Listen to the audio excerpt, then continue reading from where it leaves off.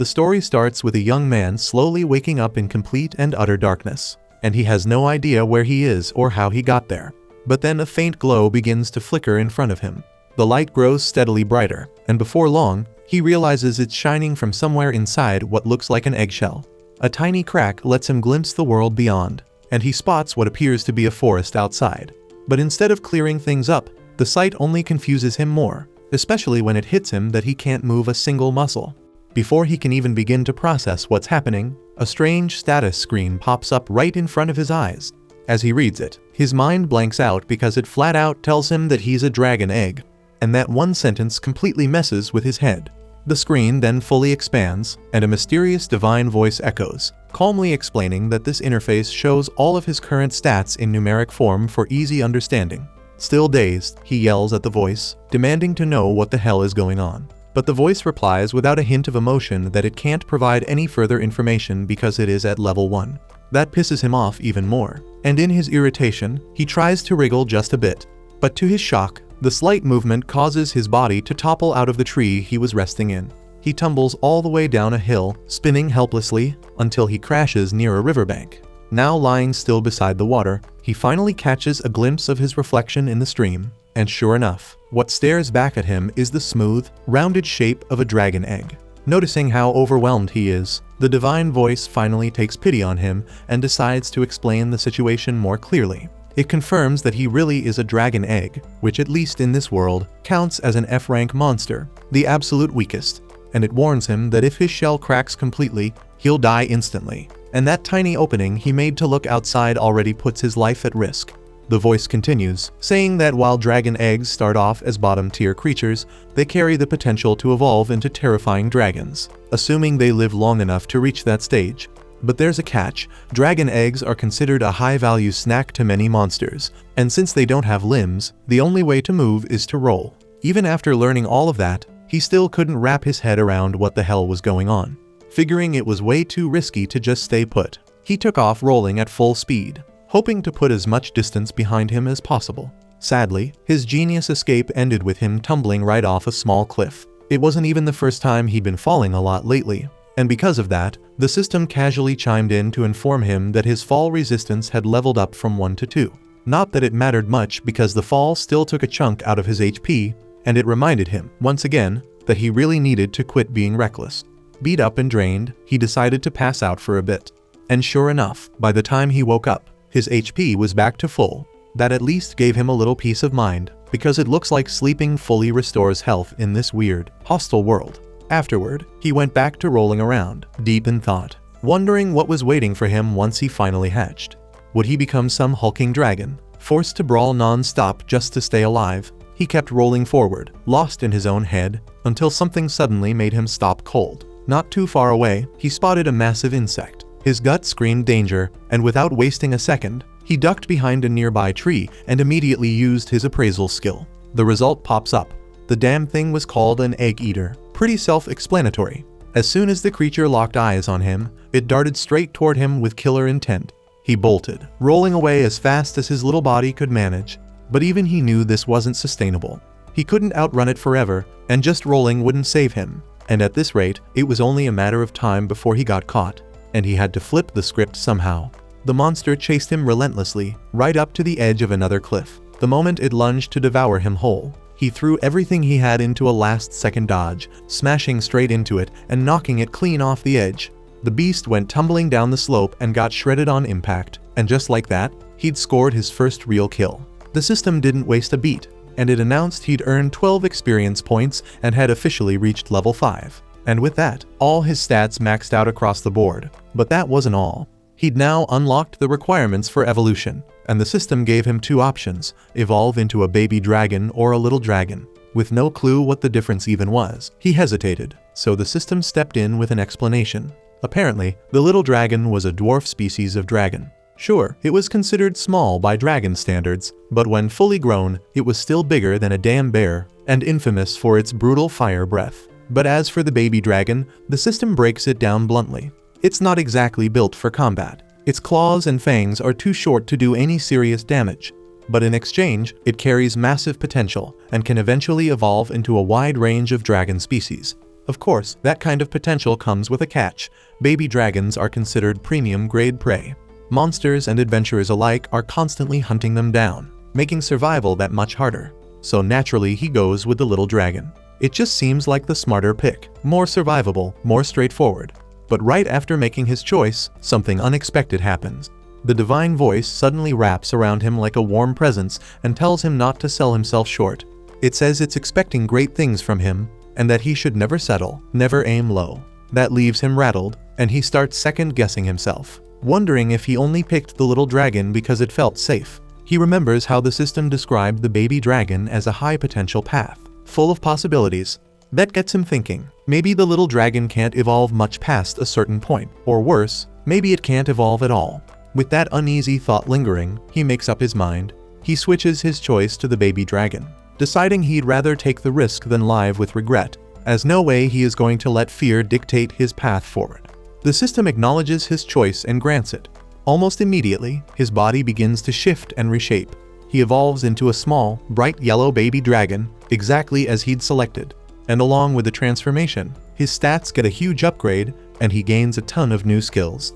But surprisingly, his HP and MP don't refill after evolving. So even though he's stronger, he's still completely drained, and he'll need proper rest before doing anything else. Just as he's wrapping his head around all that, his stomach growls like a beast. Loud and clear, he's starving. So he glances over at the worm he took down earlier, and weirdly enough, it actually looks kinda appetizing now. That's when it hits him that he needs protein if he wants to keep growing stronger. With his dragon instincts kicking in full force, he doesn't overthink it. He dives right in and devours the whole thing like it's the most natural thing in the world. After that meal, he crashes, and when he wakes up the next morning, he feels completely recharged. Body's light, energy's full, and he's never felt better. He strolls over to a nearby river and catches his reflection in the water. That's when reality fully sinks in. He's been reincarnated into a whole new world. But there's one thing that doesn't sit right. He has no memory of his previous life. No name, no past, not even a clue if he used to be a girl or a boy. Right as he's mulling that over, he suddenly senses something behind him. Turning around, he spots a bunch of dark worms creeping up. But this time, instead of panicking or running for it, he charges straight in without hesitation. With his new abilities unlocked, he absolutely wrecks the first wave in no time. And as he keeps mowing them down one after another, he unlocks even more skills, making the fight smoother and more efficient with every passing second. Once he's finished wiping them all out, the hunger kicks in again. But he refuses to touch those nasty worms since he remembers exactly how awful they tasted last time. Nearby, he spots a cluster of mushrooms and figures they're worth a shot instead. But it's a big mistake, as he learns real fast that those mushrooms are poisonous. After suffering through the side effects, he swears to himself that he's never eating anything suspicious off the ground again. With that painful lesson behind him, he pushes deeper into the forest in search of actual prey. He's had enough of worm meat and refuses to live off garbage. After wandering for a while, he finally catches sight of a gray wolf nearby. It's clearly larger than he is, but that doesn't stop him. He blasts it with his baby breath and finishes it off with a solid dragon punch. The flames singe the wolf's fur, and the smell that hits his nose reminds him of grilled meat. Intrigued, he uses his breath again to cook it a little more, and when he takes a bite, it tastes incredible.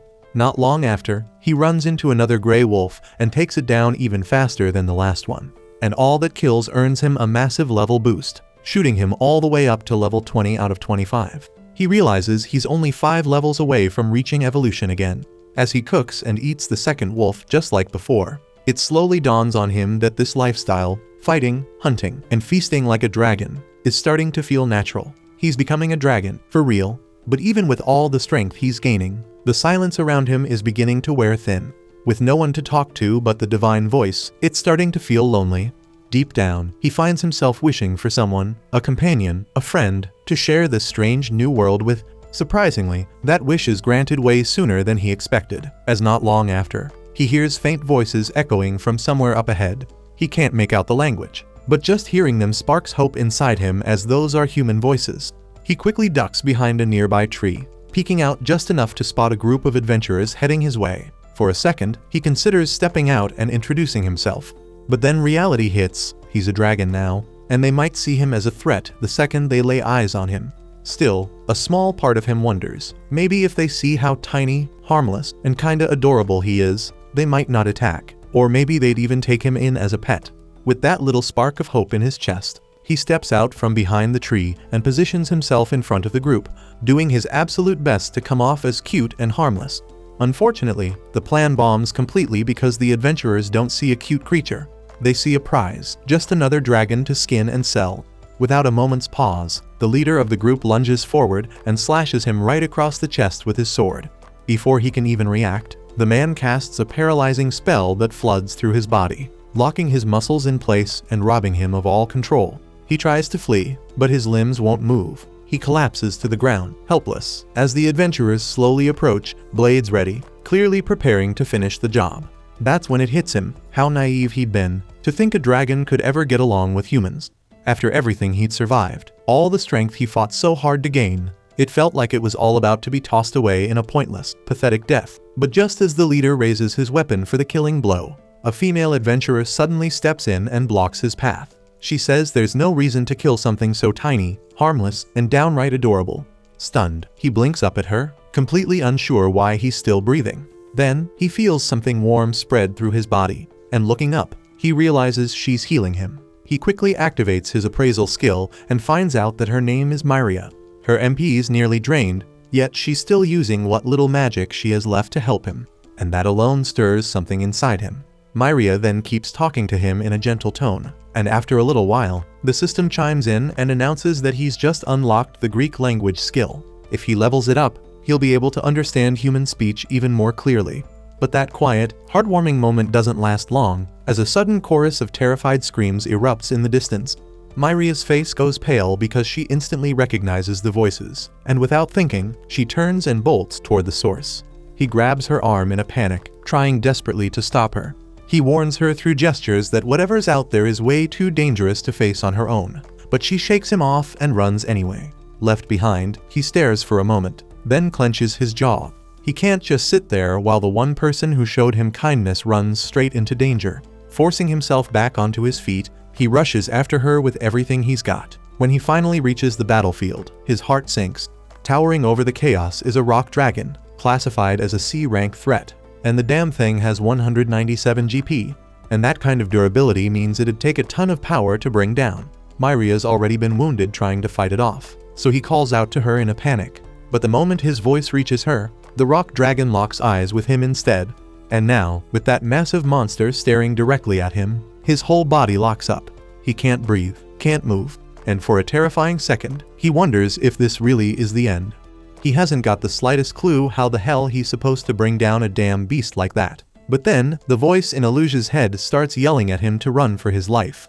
And even though he knows that divine warning is completely on point, there's no way in hell he's leaving Myria behind after she literally saved him just moments ago. Even if it costs him everything, he's not backing out now. So he steps straight into the open, fully exposing himself to drag the dragon's focus away from her. The instant the beast charges, Elusia throws himself to the side, narrowly avoiding it, then slams a heavy punch directly into its head. As he lands, he spots one of Myria's teammates collapse nearby. But the guy's HP is already flatlined, so no saving him now. The other one's barely hanging on, pinned under a fallen tree with just 5 GP left, so he's not gonna last much longer either. Elusia knows he's gotta act fast if he wants to save anyone, so he comes up with a risky plan. Slam into the dragon's head again, bait it into chasing him, and drag it far enough away so he can double back and rescue the survivors. But the dragon isn't some dumb brute. It suddenly uses a skill that blasts apart the ground in front of him, sending Elusia crashing hard into the dirt. The dragon lunges in for the kill, but Elusia throws a desperate fire punch right into its mouth, and to his surprise, it actually lands and does real damage. For a split second, he thinks he might stand a chance. But then, right before his eyes, the monster's HP bar starts refilling right back up as the dragon instantly regenerates. His heart sinks, so there's no chance in hell he's taking this thing down like he is now. He turns and runs while the beast is still focused on healing, knowing he has to make a choice and fast, so there's no way he can carry both survivors. Gritting his teeth, he chooses to save Myria, leaving the other guy behind, fully aware of what that means. He manages to get her to a safe distance, but she's still bleeding out, and her HP's dropping fast. He curses his lack of healing spells or medical knowledge. All he can do now is follow the faint scent of humans in the air and hope there's a settlement nearby with someone who can help. But along the way, he catches another scent. But this time, it's the reek of wolves, dozens of them. They've picked up Myria's blood and are closing in fast, and within moments, he's surrounded, completely boxed in with no clear escape route. Left with no choice, Illusia gently lays Myria down, turns to face the encroaching pack, and prepares to fight because now, it's either them or him. Shortly after, Myria briefly regains consciousness and catches a blurry glimpse of Illusia locked in battle, desperately fighting to protect her. But her body's still too wrecked to move, and she blacks out again within seconds. Hours drag by, and long into the night, Illusia keeps going, still hauling her in his arms despite his body nearly giving out. But finally his effort pays off, and he makes it to the gates of a human village. With the last bit of strength he's got, he starts shouting for help, begging someone to come save Myria. But to the villagers, all they hear is the terrifying roar of a monster echoing through the night. When the locals rush out to see what's going on, they're met with the horrifying sight of a dragon cradling an unconscious girl in its arms. Panic sets in, and without a second thought, they attack.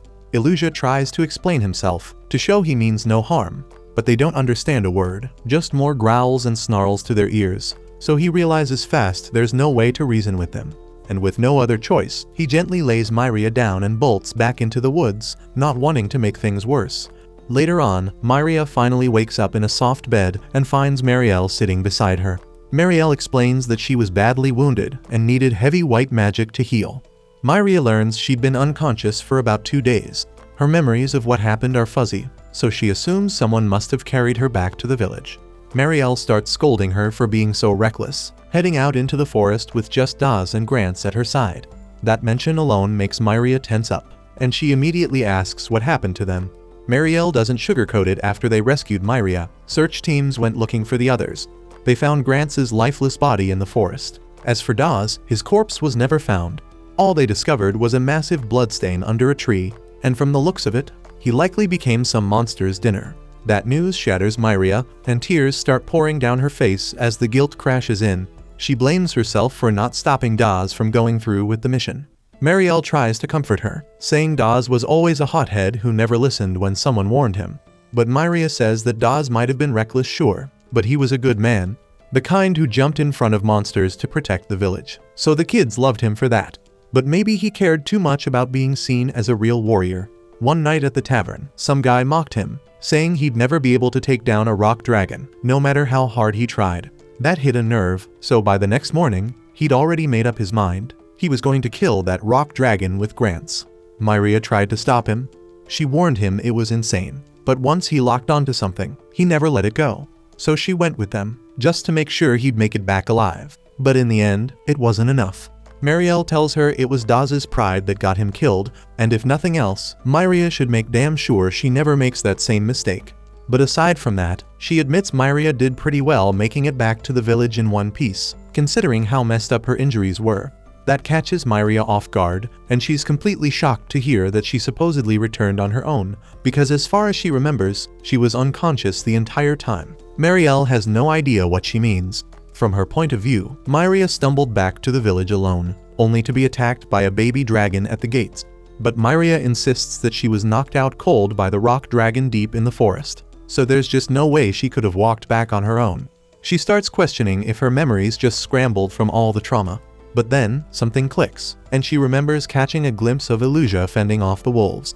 Maybe he was the one who brought her back. But with nobody able to identify the creature before it vanished into the woods, she has no way to know for sure. At the same time, Illusia wakes up from a nap, and all his injuries are completely gone. He figured a little rest would do the trick, but it still blows his mind how fast he recovers now. If he'd been reborn as a human, he'd probably still be coughing up blood. But that makes him wonder how Myria's doing. He knows there's no way he can go check in person because the villagers would slice him to ribbons the second they saw him. So he's stuck with nothing but hope that she pulled through. He used to think leveling up made him stronger, but after what happened with the rock dragon, he realizes the brutal truth. He's not any stronger than he was when he hatched. If he had been, maybe he could have saved that other guy too. But there's no point in crying over it now. What matters now is leveling up and getting better. Later, Illusia stumbles across a colony of dark worms and decides they'll make the perfect XP farm. But what follows is a one-sided slaughter. He wipes out every last one of them in a full-blown extermination. And by the end of it, not a single worm is left breathing, and Illusia officially hits level 25. and that means he's finally eligible to evolve again. He heads over to the lake, settles in comfortably, and tells the system to begin the evolution process. A moment later, a menu pops up, asking him to pick between 5 new forms. They're all some variation of small dragon. And then there's the plague dragon option, which he's already leaning away from. He has no clue what the differences between them even are, so he asks the system to break it down for him, and it starts walking him through what each title actually means. With little dragons, they grow strong really fast, but their level cap is lower, so their potential kind of flatlines later on. As for kid dragons, they're pretty much just upgraded baby dragons that still keep the high growth potential intact. Mini dragons sit somewhere in the middle. They don't have as many evolution paths, but their tree is solid and stable. Based on everything he's just learned, Illusia feels like one of the kid dragon forms might be the way to go. Still, before locking in his pick, he asks for a more detailed breakdown of what each one can actually do. The system explains that many dragons are a race known for slow personal growth and limited evolution choices, but they tend to have strong long-term potential. That sounds kind of promising, except Illusia isn't exactly thrilled about the slow start part. Then there's the mini angel dragon. It's basically a guardian-type spirit that devotes its entire existence to protecting others.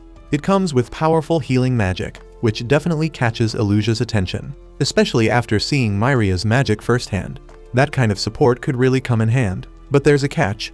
The mini angel dragon totally sucks in combat, and in a brutal forest like this, that's a massive red flag. He needs to survive, not just babysit people. Next up is the kid dragon. The system tells him it's more or less a direct upgrade of his baby dragon form, just with all of its stats boosted across the board. Then there's the kid marble dragon, which is nearly identical, but with one key difference.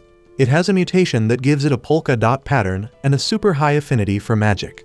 Illusia's really tempted by that one because having stronger magic sounds like a huge win in this world. But then the system starts laying out the info for the young plague dragon. It's the first evolution stage of a disaster-spreading evil dragon.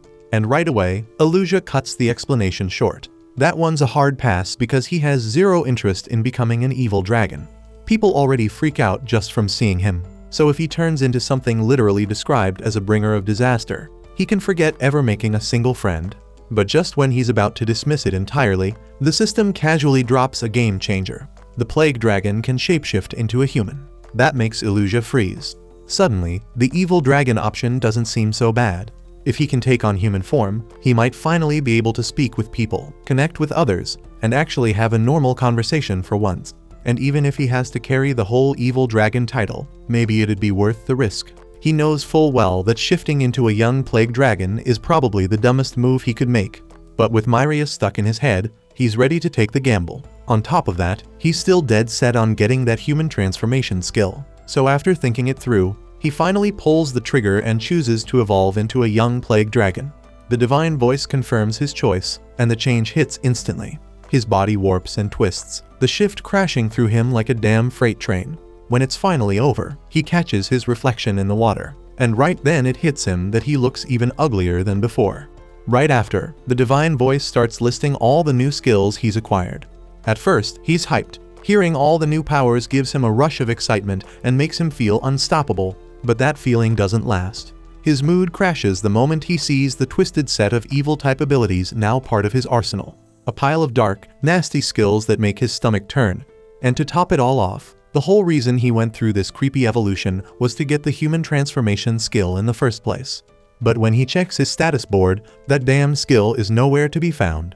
Annoyed, he asks the divine voice if he needs to level up first to unlock it.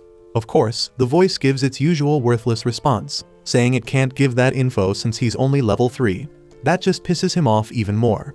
The system keeps droning on, explaining his other new powers in detail, and the more it reveals, the more horrified he gets. Nearly every skill sounds like it's built to spread death, disease, or suffering. By the time it's done, he's mentally wrecked, realizing just how monstrous this dragon form truly is. He regrets everything and just wants to turn back into his small, harmless self instead of this nightmare. At the same time, Marielle walks with Myria to recharge the warding stones. Myria's still shaken, unsure if that monster who rescued her was real, or just something her mind made up. Marielle, though, doesn't take any chances. She figures that if something actually slipped in because the stones failed, then their defenses are seriously compromised. Right after she finishes recharging them, Myria quietly asks Marielle to tell her more about monsters. It doesn't take long for Marielle to pick up on how obsessed Myria has become. Ever since that day, Myria's been convinced that the creature she saw was trying to save her. That belief hasn't faded, and now she wants to learn more about monsters, hoping to understand what that moment really meant. Marielle figures there's no harm in telling Myria a bit more about monsters, so she starts laying it out. She explains that monsters grow stronger with each evolution, and the way they pull it off is by hunting down other creatures to level up. Levels aren't exclusive to monsters, humans have them too. People get better by stacking experience, but monsters operate on a whole different rhythm. Once they max out their level, they don't just plateau. They evolve, bumping up to a higher rank. Then it starts all over, they hunt, level, hit the ceiling again, and transform into something even stronger. Every single evolution makes them tougher, meaner, and harder to bring down. Myria listens in shock, completely blown away that humans have managed to figure out this much about monsters. It feels unreal that people can understand creatures so wildly different from them. But Marielle isn't done and says that some rare individuals can actually hear what's called a divine voice. This voice feeds them information, details about monsters' levels, skills, and even their origins. These gifted people are often labeled heroes or saints. Thanks to them, humans have gathered loads of precise knowledge about how monsters function and grow. Marielle's tone then shifts, more serious now. She warns Myria that monsters are wired to chase strength, to evolve into more brutal versions of themselves. That's their instinct, so even if the monster that saved her once meant no harm, the next time she sees it, it might have transformed into something way more dangerous. And if that's the case, it probably won't hesitate to attack her. Marielle urges her not to get the wrong impression. Monsters aren't misunderstood creatures. They're pure survival instinct in physical form. They exist to fight, to grow, and to dominate. That's why, no matter what, monsters and humans were never meant to live side by side. With that, she turns away and leaves Myria standing there, lost in thought and tangled in doubt. At the same time, our dragon boy is still dead set on leveling up. He's chasing that human transformation skill like it's his last shot, and with it, the chance to meet Myria again. Hoping to find some weaklings to boost his level fast, he starts moving out, but after a short while, he realizes something's off. His body's not moving right. He looks up and finds himself wrapped in thick webbing, and to make things worse, a massive spider monster just dropped down behind him with a bone-rattling thud. He immediately checks the spider's stats, and they're way too high for him to handle at his current level. It doesn't take long for him to realize there's no way he can win this fight head-on. The spider strikes first, and he quickly counters with his baby breath attack. The hit clearly does some damage, but when he glances back at the stat screen, he sees that the spider's HP has barely even budged. Not ready to give up, he switches tactics and unleashes a flurry of paralysis attacks, one after another, hoping to at least slow it down or chip away at its strength. But even after all that, the spider still has more than half its health left. That's when it clicks that he's not going to win this through brute force. Seeing how outmatched he is and how little his attacks are doing, he makes the smart call, time to run. He turns and bolts, trying to put as much distance as possible between himself and the beast. But before he can get very far, he hears it. The spider's already behind him, way faster than he expected. He tries activating his flight skill to escape, but it fails almost immediately because his level is still too low to lift off properly. With no other choice, he rolls and dodges through the forest, weaving between trees as the spider keeps chasing. Then he spots a cliff up ahead. It's a long drop, but it might be his only shot. Despite knowing his flying skill is unreliable, he commits. At the last second, he spreads his wings and manages to glide over the edge, barely clearing the gap and landing safely on the other side. He lets out a small cheer, relieved and proud that he managed to escape without a scratch. But the moment doesn't last long. He glances back, and his stomach drops. The spider is spinning a web bridge across the chasm and crawling its way toward him. For a second, he's frozen, but then instinct kicks in, and he takes off again, rolling at full speed, dodging rocks and trees while trying to widen the gap. On the way, he runs into a few other monsters, but they're nothing like the spider. He dispatches them quickly, grabbing whatever experience he can from each one. He keeps up the pace, constantly moving, constantly fighting. Before long, the divine voice rings out in his head that he's jumped from level 3 to level 8. That news hits him like a jolt of lightning because he's got a real shot now if he fights smart. Just as he steels himself for another round, the spider strikes first again, this time releasing a thick cloud of poison gas. Acting on instinct, he leaps up into the trees, narrowly avoiding the toxic haze below. While he's still up in the trees, it suddenly hits him that he's resistant to poison, and the gas doesn't even touch him. Better yet, the spider has no idea, so that gives him a perfect opening. He drops from the tree in a dramatic fall, playing dead like the gas took him out. As the spider creeps closer, ready to devour him, he springs into action. Mid-fall, he blasts it with baby breath, then smashes it into the ground with full force, finally taking it down for good. The rush of defeating such a powerful enemy causes his level to spike straight from 8 to 14, and he's absolutely buzzing with adrenaline. But even with that massive jump, he still doesn't unlock the human transformation skill. That dampens his mood a bit, making him wonder if there's some hidden condition he hasn't met yet.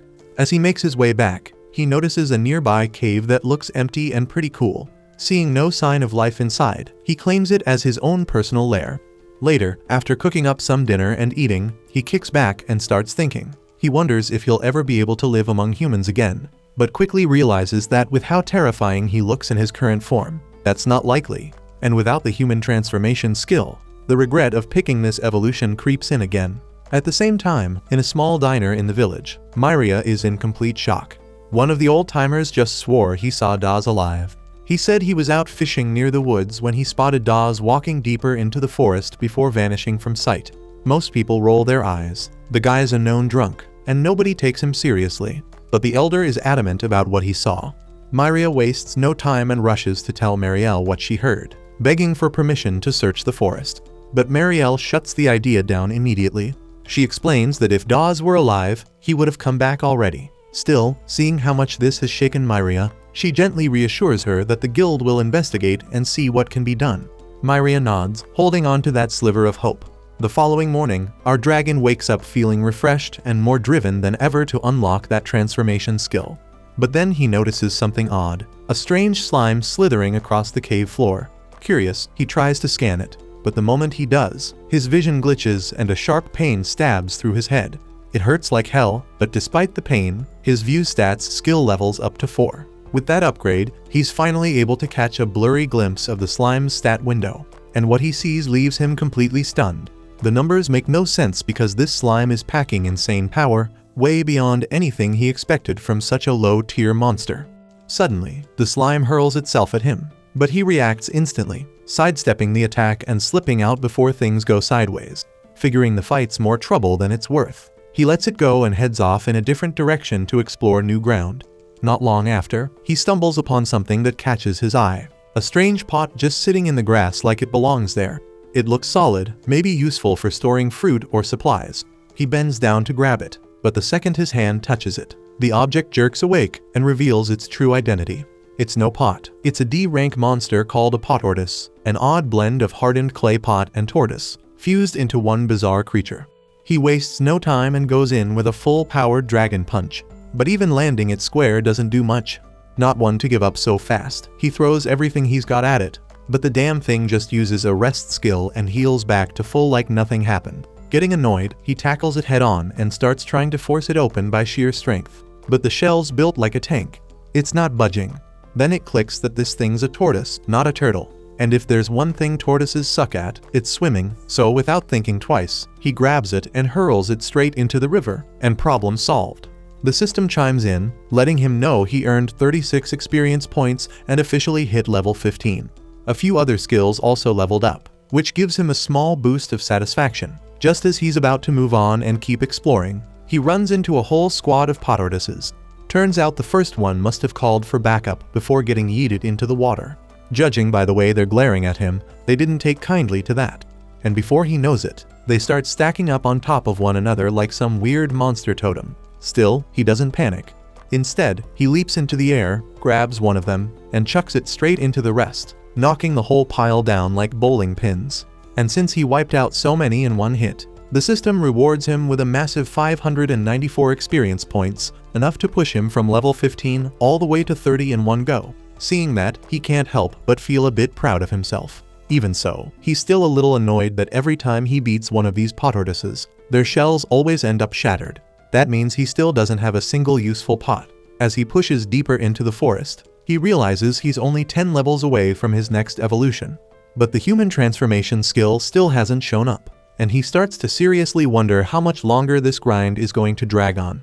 He keeps walking for a bit until he suddenly halts, sensing an eerie pressure in the air and the sound of heavy footsteps pounding the ground.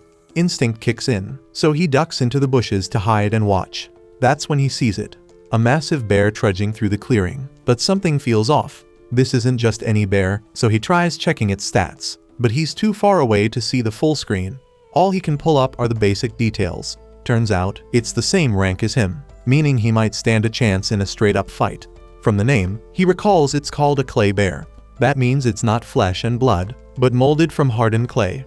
If he somehow beats it, he might be able to repurpose it into a pot. Finally, a solid container for his loot.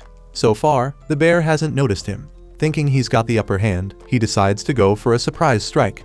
He drops down from a tree and aims a fire punch right at it.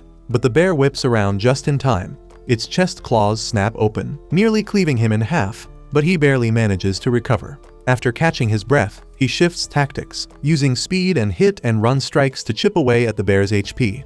It works well enough, and soon the bear is down to half health. He starts to believe he might actually pull this off. But then, the bear activates a regeneration skill, and in seconds, it's back to full strength. That's when he realizes he'll have to outlast it.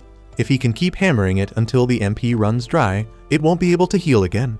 So he sticks to the plan, dodging in and out, wearing the bear down little by little. It starts going his way until the bear suddenly lets out a deafening roar and unleashes a hidden sandstorm attack. Without warning, sharp clay spikes erupt along its back, completely wrecking his hit and run approach. To make things worse, the bear rips the spikes from its own body and starts hurling them like spears. He dodges frantically, barely keeping up, but then he notices something. The moment those spikes hit the ground, chunks of clay shatter off them. And just like that, a new idea flashes through his mind. He might have just figured out how to win this. The bear hurls another clay spike his way, but this time, he doesn't just dodge it. Instead, he grabs the projectile mid-roll, quickly molds the soft clay into a dense sphere with both hands, and channels all his power into a devastating meteorite strike. The glowing clay ball slams into the bear's chest, landing the final blow and putting an end to the fight. The clay bear crumbles, and seconds later, the divine voice echoes in his head, announcing that he's gained 300 experience points and jumped from level 30 to level 33. Better yet, he now has full access to the clay remains, so he heads back to his cave and begins carefully shaping a pot using the leftover clay from the battle. As the clay pot slowly bakes and takes form, he heads out again, this time hunting for food. After wandering for a while, he stumbles across a patch of strange, wild plants, ones he's never seen before.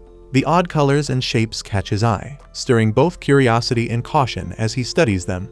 At the same time, Myria is shown venturing into the forest herself, despite Marielle's clear warning to stay away. But Myria's too determined to back down now.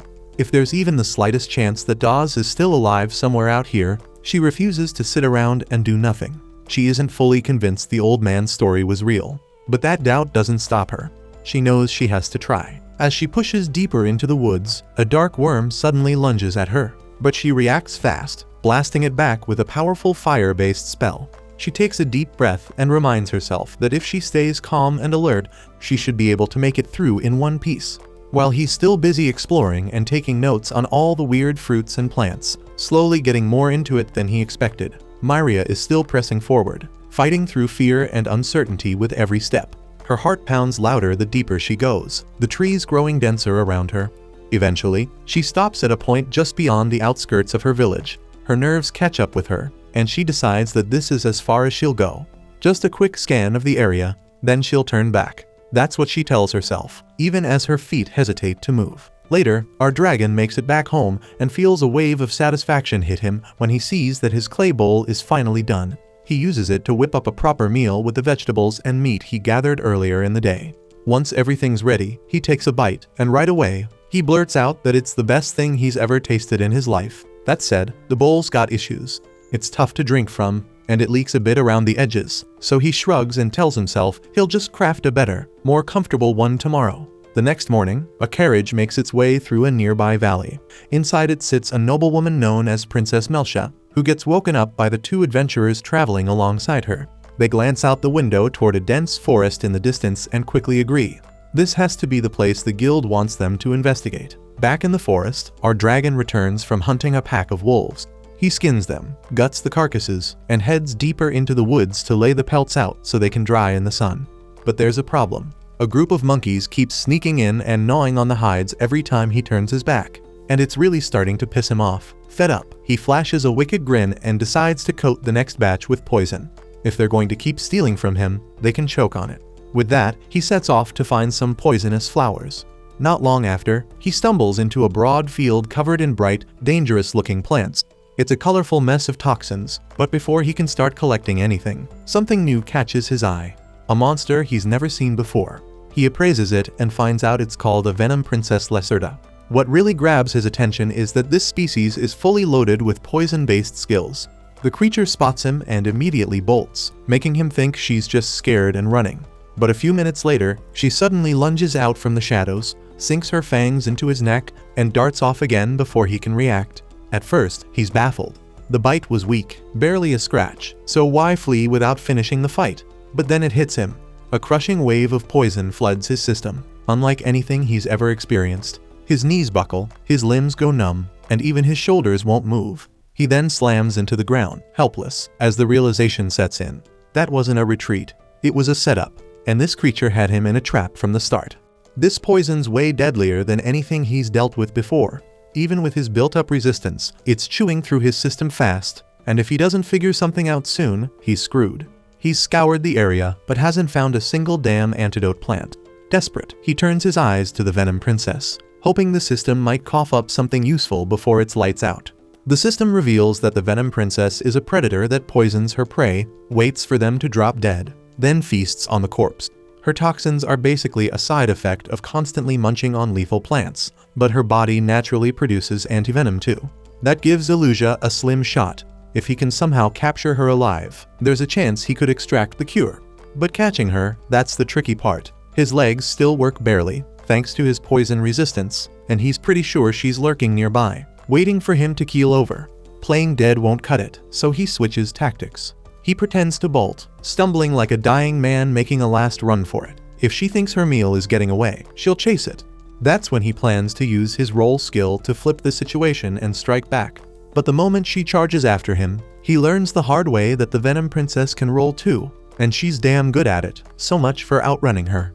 Quickly adapting, Illusia comes up with a new plan: lead her straight to the cliff from earlier and catch her off guard there. He barrels through the forest, dodging trees and terrain, but just as he's mid-roll, a spike pops out of nowhere and trips him. That's when it hits him that the Venom Princess can use extra skills even while rolling, something he can't do.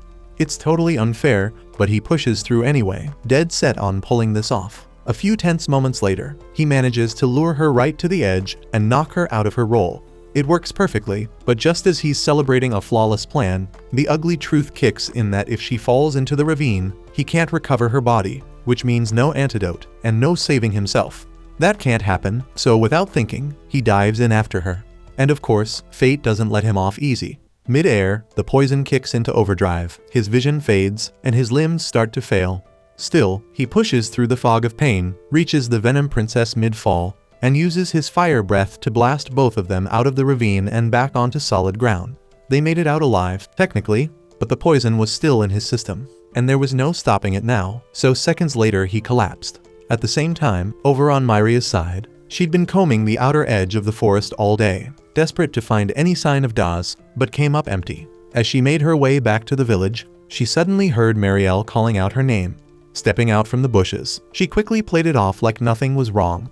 Marielle, clearly relieved, rushed over and admitted she was starting to worry that Myria might have pulled something reckless and wandered into the forest on her own.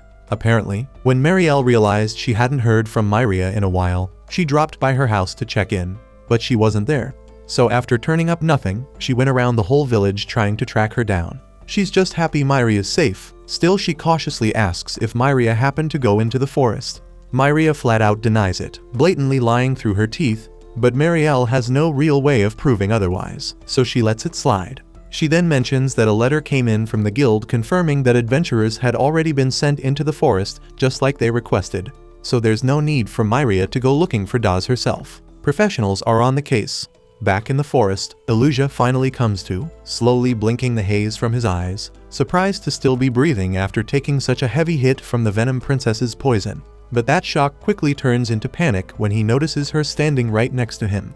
He scrambles upright, thinking she's still out for blood. But after a moment, he realizes she's not attacking. In fact, it kind of feels like she helped him. He cautiously asks if she gave him the antidote while he was passed out. When she confirms it, he nods and thanks her. Sure, she did try to kill him at first. But hey, he's killed plenty of monsters himself. No hard feelings. What matters now is that for once, he doesn't have to spend another day talking to himself. It's a weird win, but he'll take it. Later, Illusia brings the Venom Princess home with him and cooks up a meal using the ingredients he gathered earlier. She seems to really enjoy the food, which makes Illusia happy. It's been a while since he's had someone to share dinner with, so he looks at her and says she's welcome to stay as long as she wants. Right then, the Venom Princess spots a suspicious-looking barrel off to the side. Illusia explains that it's actually a batch of poison he brewed himself. But the moment the Venom Princess hears the word poison, she darts over and starts drinking it like it's her favorite soda. Illusia freaks out at first, thinking she's going to keel over. But then he remembers she's practically immune to most poisons, so no harm done. Still, against all logic and reason, Illusia decides to take a small sip just to see what it tastes like from her perspective. But it's a bad move, and he learns the hard way that drinking poison, even out of curiosity, is still a terrible idea. The following morning, Illusia goes out hunting with the Venom Princess, and their teamwork is surprisingly solid. The two of them sync up well, and it's clear they're starting to build a real bond. The day after that, Illusia takes her foraging for spicy berries. But apparently, the Venom Princess isn't a fan of spicy food the way he is. She turns up her nose and takes off to find something else. Illusia follows behind her, only to find her standing next to one of the nastiest mushrooms he's ever seen. It's deadly poisonous, of course, but on top of that, it reeks like a rotting corpse. Illusia wants no part of that stench, so he immediately torches the mushroom to ash with a quick flame burst. The princess is clearly not happy about it, so he apologizes and promises to find her something else toxic to snack on later. But before he can follow through, the Venom Princess suddenly forms a clay spike. Illusia freezes, thinking she might still be mad, but that's not it. She sensed something stalking them from behind the bushes. She hurls the spike, and sure enough, a massive two-headed dog monster comes crashing out. Illusia's never seen anything like it before. It's intimidating as hell, and something about it screams serious trouble. So he quickly checks the system for its stats, and the result makes his stomach drop. Level 39, overloaded with skills, and worst of all, it can control gravity. He seriously doubts he can take this thing on and live to tell about it. So he thinks about making a break for it. But that idea gets shot down quickly when he realizes the creature has tracking abilities too. Running is out, so fighting is the only option. Luckily, he's not alone. With the Venom Princess backing him up, they come up with a straightforward strategy. Illusia will charge in head-on and draw the monster's attention, while the princess waits for a clear shot to hit it with her venom. Solid plan, at least on paper, but actually landing a hit on a two-headed wolf is not so simple, because as Illusia goes to punch the blue head, the red one blindsides him and slams him straight into the ground. The blue head then begins charging up a spell, and suddenly Illusia is slammed into a gravity field. He's in real trouble now because he can barely move, but thankfully, the Venom Princess is still in the fight. She fires off a clay bullet that nails the blue dog right in the middle of its chant, breaking the spell and dispelling the gravity field, giving Illusia a chance to move again. Without missing a beat, he blasts the beast with a full stream of dragon's breath, setting it on fire and dealing massive damage. But just as he's catching his breath and thinking he pulled it off, the flames part, and there it is. The damn thing's healing mid-fight like it's no big deal. Illusia glares because honestly, that just feels unfair. Then the blue head starts chanting again. This new spell looks even nastier than the last one, and Illusia's not about to sit around and find out what it does. He charges straight in, just like before. The redhead moves to block him again, but this time, Illusia's ready for it. He already knew it would try that. Getting bitten doesn't matter if he can stop the cast. He's within range now, and he throws a brutal punch straight into the blue head's face, cutting the spell off cold. That hit also opens up the perfect shot for the Venom Princess. She drops down from the treetops and nails the monster with her venom. With the poison running through its body now, Illusia figures the fight's basically won. The wolf tries to heal, but the poison's working faster than its regeneration. It's only a matter of time before it keels over. But just when it seems like the battle's over, the red head suddenly snaps around and bites off the blue head entirely to stop the poison from spreading. Illusia is stunned because he didn't even know it could do that. But hey, at least with the blue head gone, no more gravity magic. Unfortunately, the situation takes another turn. The wolf triggers a hidden ability called Sacrifice, a terrifying skill that causes a severed head to resurrect as a vengeful ghost. And since the blue head died because of the Venom Princess's poison, the newly born ghost zeroes in on her with a vengeance. Illusia moves to shield the Venom Princess, but the wolf cuts him off, forcing him to deal with it first. He launches the beast into the air, and as it crashes back down, Illusia grabs its head mid-fall and slams it into the ground with everything he's got. Without wasting a second, he takes off running, desperate to find the Venom Princess. He prays she's still alive because she's the only friend he's made since landing in this world, and he honestly has no idea what he'll do if something's happened to her. Soon, he stumbles across a pool of blood. His stomach drops because he knows immediately it's hers. Panic sets in as he starts shouting her name, calling out in every direction. But just when he's about to break, he hears a weak sound from beneath a nearby bush. He rushes over and finds her badly wounded, but still alive, and right now, that's all that matters. Then out of nowhere, the ghost wolf head flies around the corner, charging straight for her, ready to strike. But there's no damn way Illusia's letting that happen. So he intercepts the attack and beats the ghostly head down with a flurry of punches until it's nothing but a pile of blood and gore. Then he gently lifts the Venom Princess into his arms and holds her close as he heads home. Relief washes over him because he made it in time. And as he walks, he tells himself that as long as she's by his side, he doesn't care if he ever gets that human form. But right then, the system chimes in. He's officially leveled up enough to unlock his human transformation. And actually, Illusia didn't see that coming.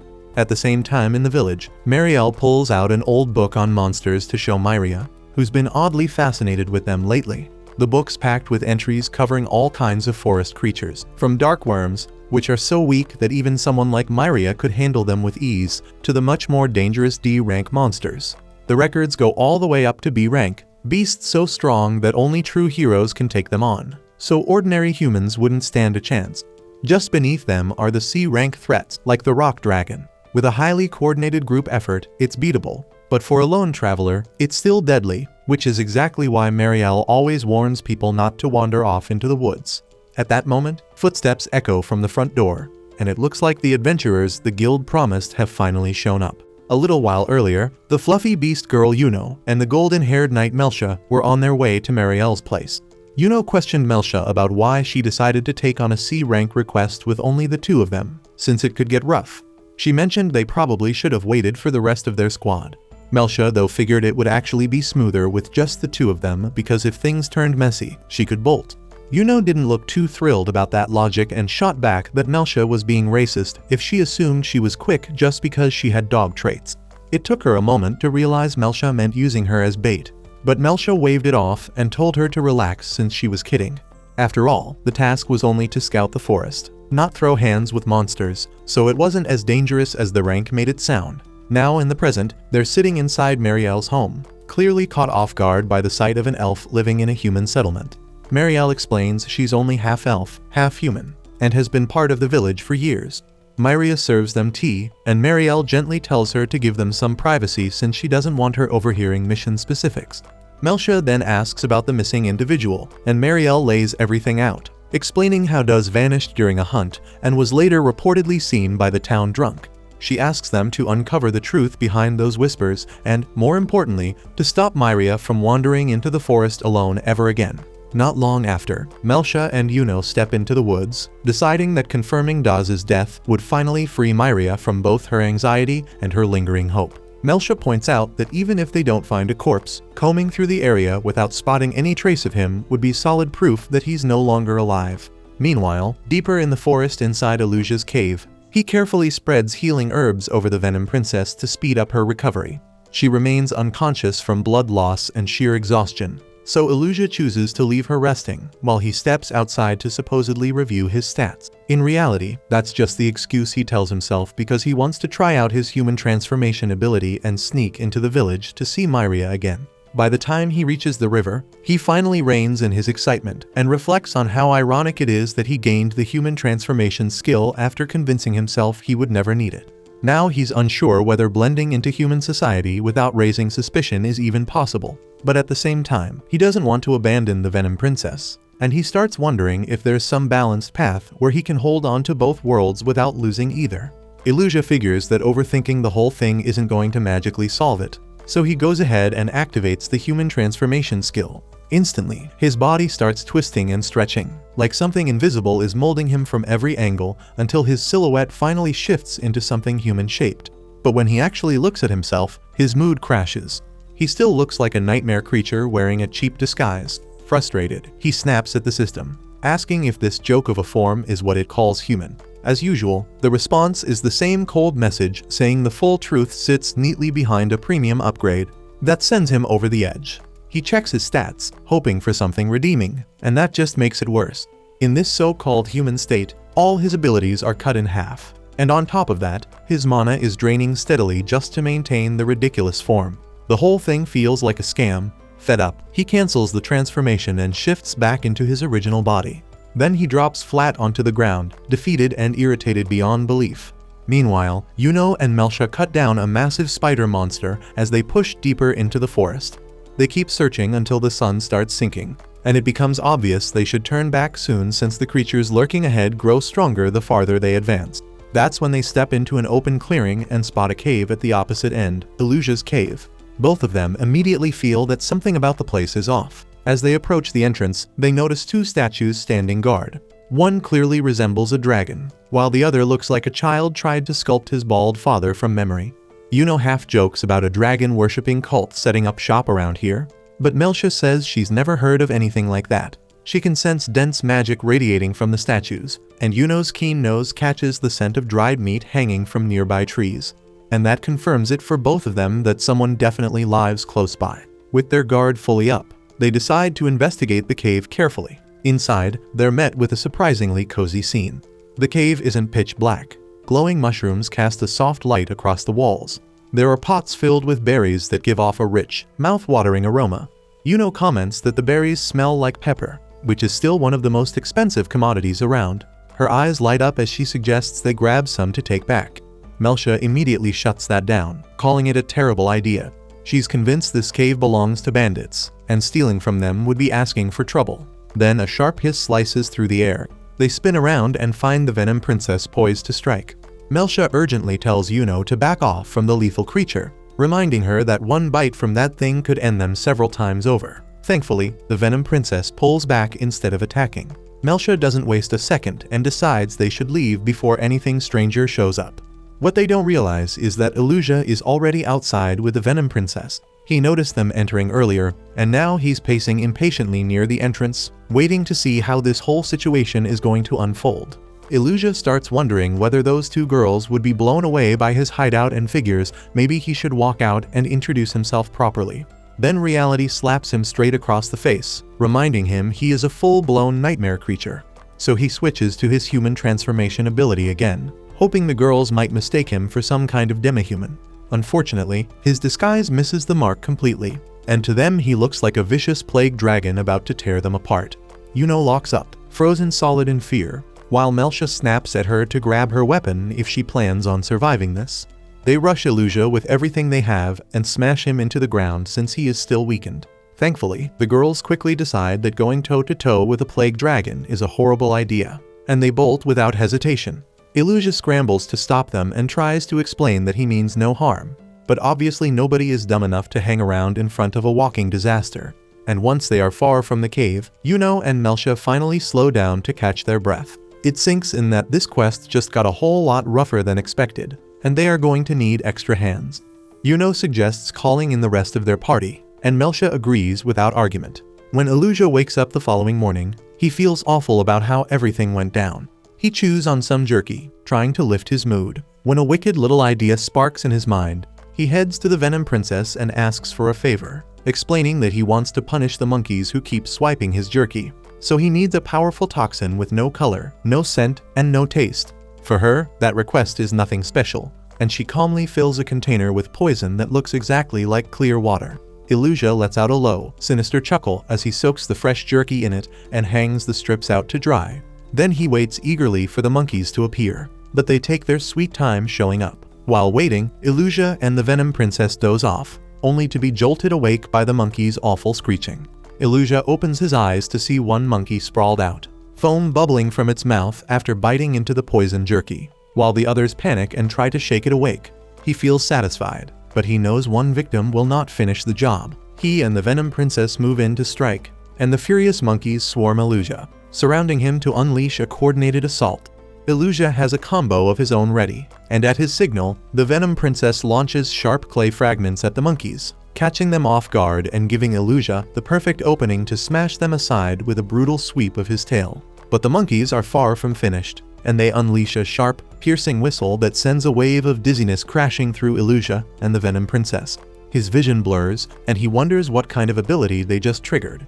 The answer stomps into view seconds later as a massive, muscular ape barrels toward them. Illusia quickly figures out the smaller monkeys knew they stood no chance, so they summon their leader, a hulking brute radiating menace. He scans the creature's stats and realizes they are evenly matched.